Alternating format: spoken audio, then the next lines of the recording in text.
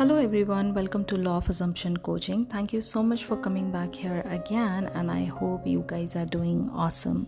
Alright, so after a couple of messages जो आपने मुझे comments में लिखा, बार बार एक रिक्वेस्ट आई कि SP से रिलेटेड आपको affirmations चाहिए थे. सो यस, आज मैं SP से रिलेटेड एफर्मेशंस की ही वीडियो बना रही हूँ. अच्छा, यहाँ पर 2-3 खास बातें हैं.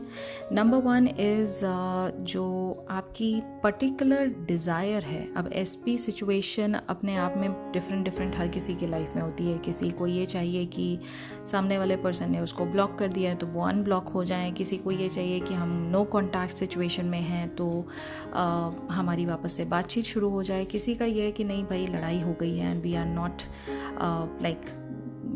जैसे हम पहले बात करते थे वैसा अभी नहीं बात कर रहे हैं तो वापस से हमारी चीज़ें नॉर्मल हो जाए. किसी को चाहिए नहीं, सब कुछ तो ठीक चल रहा है लेकिन कहीं ना कहीं मुझे अभी तक कमिटमेंट या प्रपोज़ल नहीं मिला है तो उनको प्रपोज़ल का एक डिज़ायर है उनका. और last but not the least, finally ultimately आपको मैरिज कमिटमेंट चाहिए. ठीक है, तो ये हर डिफरेंट सिचुएशन को आपको अपने हिसाब से, मैंने ऑलरेडी एक एफर्मेशन की वीडियो बनाई हुई है कि आप अपने एफर्मेशंस किस तरह से लिख सकते हैं. उसमें स्टेप बाय स्टेप मैंने एक एक चीज़ को बहुत ही डिटेल तरीके से बताया है. आप चाहें तो उसको चेकआउट कर सकते हैं. बल्कि अगर आप एफर्मेशंस की बात करें, प्लीज़ जितने भी एफर्मेशन बेस्ड मैंने वीडियो बनाए, पूरा एक सीरीज़ बनाया है एक ही हफ्ते में, ऑलमोस्ट 4-5 वीडियोस मैंने डाले हैं. प्लीज़ उसको चेकआउट ज़रूर करिए. ट्रस्ट मी, वो गोल्ड माइन है. अगर आपने उस प्रॉपर सीरीज़ को अच्छे से देखकर एफर्मेशन के हर एक एंगल को अच्छे से समझ लिया तो आपको सक्सेस मिलेगी ही मिलेगी. ठीक है, ये पॉइंट क्लियर हुआ. अब आते हैं, जैसा फिर मैं आपको एक बात करी थी कि जो आपकी पर्टिकुलर डिज़ायर है उस पर्टिकुलर डिज़ायर को आप अपने हिसाब से 1 या 2 एफर्मेशन अपने रूटीन में, डेली रूटीन में आप ऐड ऑन कर सकते हैं. हाउएवर, जो एफर्मेशंस मैं आज आपको देने वाली हूँ उसमें हमने 2 तरीके से एफर्मेशन को कैटेगोरिकली डिफाइन किया है. Number 1 is your general SP situation, यानी हर तरह से आपको विक्ट्री मिले आपकी SP सिचुएशन में. ये उस तरह के एफर्मेशंस हैं और ये बहुत ही सिंपल एफर्मेशंस हैं जिसको आपको बोलने में भी बहुत मज़ा आएगा, अफर्म करने में बहुत मज़ा आएगा. और इससे ना आपका जो एक अटैचमेंट है सिचुएशन से रिलेटेड वो अपने आप डिटैच होता चला जाएगा क्योंकि आप बिगर पिक्चर की तरफ फोकस कर रहे हैं. ठीक है, तो नंबर 1 जो बात हुई वो ये हुई. दूसरा, जो मैंने, अगर आपने पुरानी वीडियो देखी है, मैंने उसमें ब्लैंकेट एफर्मेशन को बार बार बहुत ज़्यादा एम्फसाइज करके कहा था कि ब्लैंकेट एफर्मेशंस को ज़रूर ऐड करें अपने डेली रूटीन में. तो आज की जो SP सिचुएशन है जिसको हम कवर कर रहे हैं उसमें जो ब्लैंकेट एफर्मेशंस आपको यूज़ करने चाहिए, जो कि एक जनरल स्टेटमेंट है आपके सेल्फ कॉन्सेप्ट और आपकी सेल्फ इमेज को इम्प्रूव करने के लिए SP सिचुएशन के पॉइंट ऑफ व्यू से, उसको भी मैंने आज की वीडियो में कवर किया है. So yes, without any further do, let's get into this video and understand what are these 2 different categories of affirmations. तो number 1 affirmation is, I am blessed to have so much love in my life.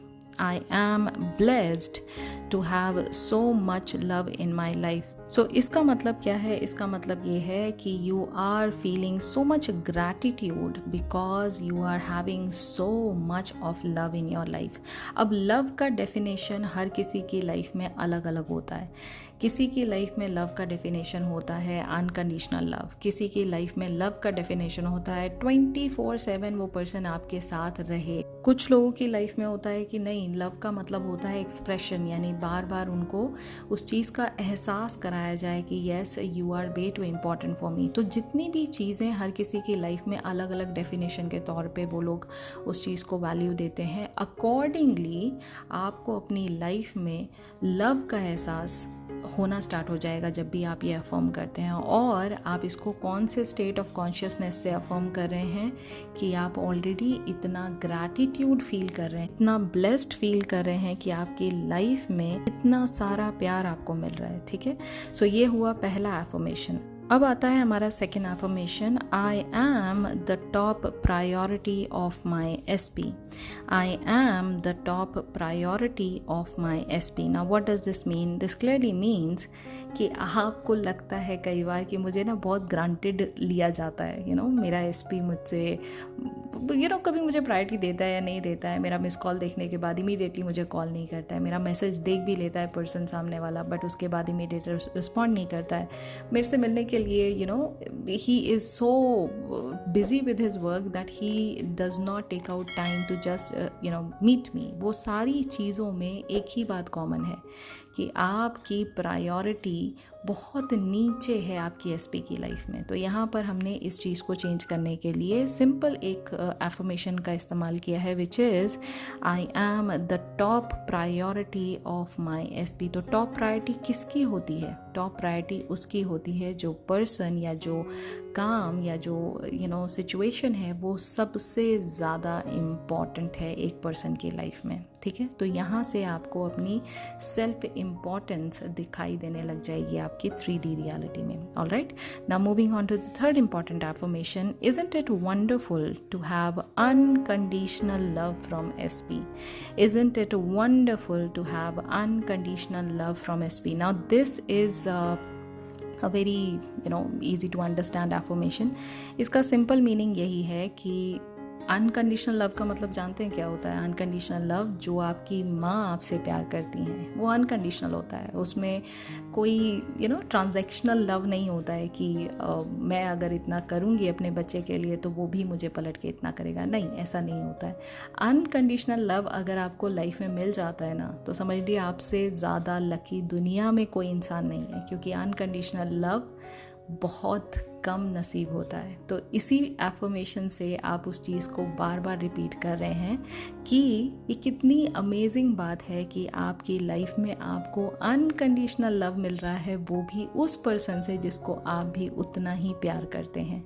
Which is, isn't it wonderful to have unconditional love from my SP. Now moving on to the fourth important affirmation, I am everything for my SP.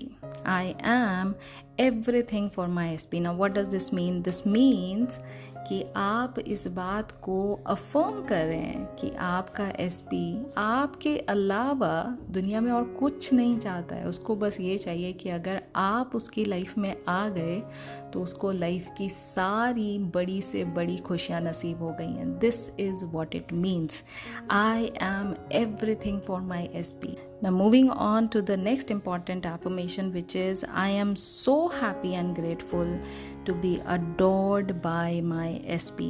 I am so happy and grateful to be adored by my SP. तो जब आपको कोई इतना दिलो जान से प्यार करता है, आपके ऊपर हर चीज़ न्यौछावर करता है, आपको ही हर समय अपनी लाइफ में चाहता है, आपसे बढ़कर उसको दुनिया में कोई चीज़ दिखाई नहीं दे रही है, तो क्या आप इस बात के लिए ग्रेटफुल फील नहीं करेंगे या इस बात की आपको खुशी नहीं होगी? इस चीज़ को एड्रेस करना भी बहुत ज़रूरी है. दैट इज़ वाई मैंने ये एफर्मेशन को इसमें इंक्लूड किया है. ओके, सो ये तो हो गई आपके SP बेस्ड सिचुएशन, जो कि एक जनरल सिचुएशन मैंने दी है. आप ये एफर्मेशन, मैंने 5 एफर्मेशंस दिए. मैंने जैसा आपको पिछली वीडियो में बताया था कि एफर्मेशन का नंबर होना बड़ा ज़्यादा ज़रूरी नहीं है. एफर्मेशन 5 ही रखिए, लेकिन उसको आप दिल से फील करिए. इसलिए मैंने हर एक एफर्मेशन का आपको मीनिंग तक बताया है कि एफर्मेशन मीनिंग के बाद वो कितना ज़्यादा आपको अंदर तक एहसास कराएगा कि yes, this is what your new reality is. Okay, so this was the general affirmation. अच्छा, यहाँ पर 1-2 बातें मुझे और बतानी है आपको. मैं आपको सिखा रही हूँ इसलिए मैंने यूज़ किया वर्ड SP. SP मतलब specific person, right?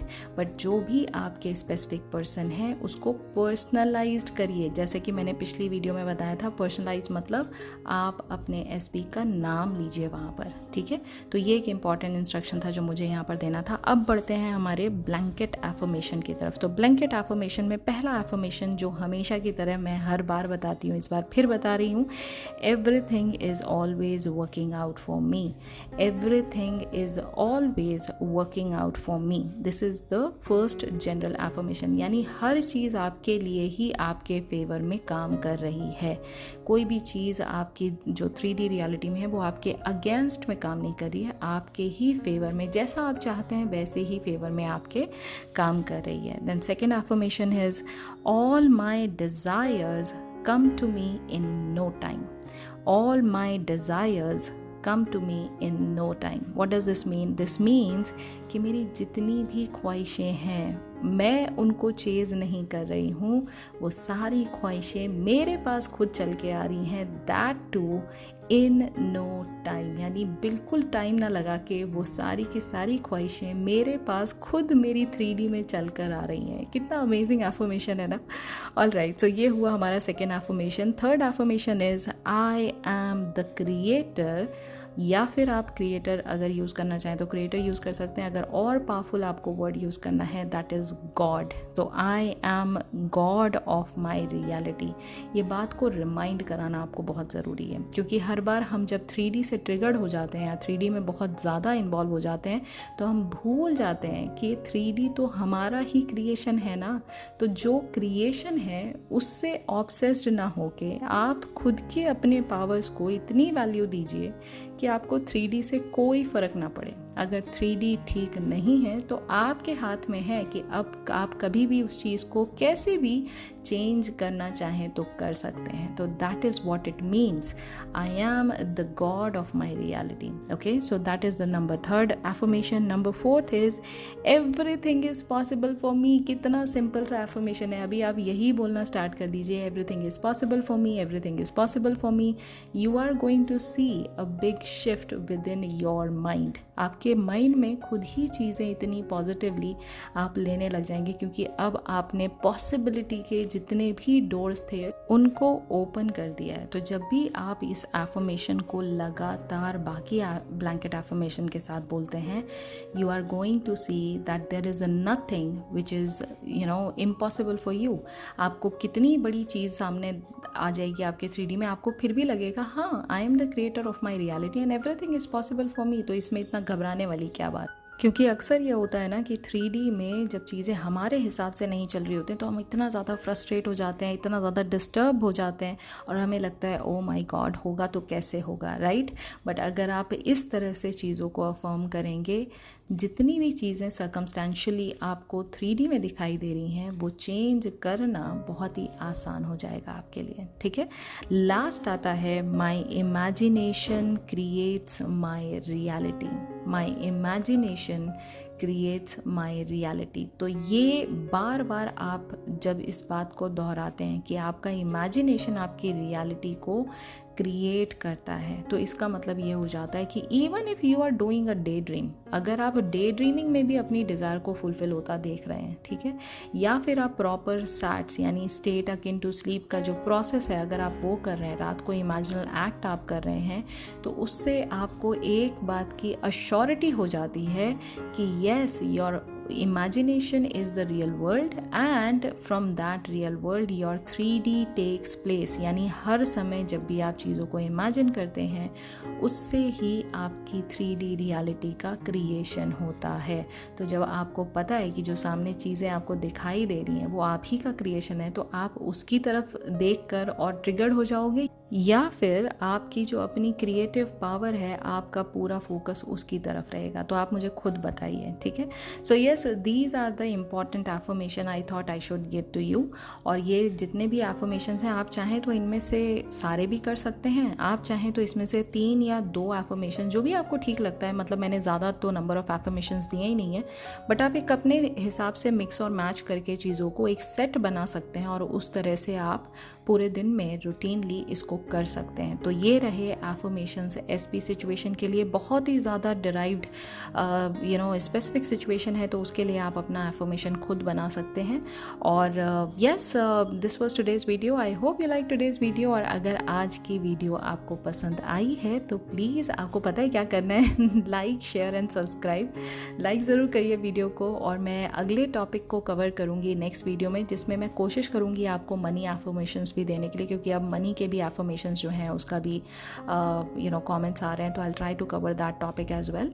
So yes, this was today's video. और अगर आपको डेली डोज ऑफ नेविल चाहिए तो आप मुझे इंस्टाग्राम पर भी फॉलो कर सकते हैं। My Instagram handle is law of assumption coaching. आप वहाँ पर जाके मुझे फॉलो कर सकते हैं। वहाँ मैं डेली कुछ ना कुछ डालती रहती हूँ नेविल गोडार्ड से रिलेटेड, तो आप उसको भी चेकआउट कर सकते हैं। और अगर आपको आज के एफर्मेशन में कोई क्वेरी है, कोई क्वेश्चन है related to today's topic only, please do comment and I'm there to help you out. I'm there to respond to you back. Okay, so yes, I'll be meeting you very soon now tomorrow. Until then, please do take care of yourself and happy manifesting.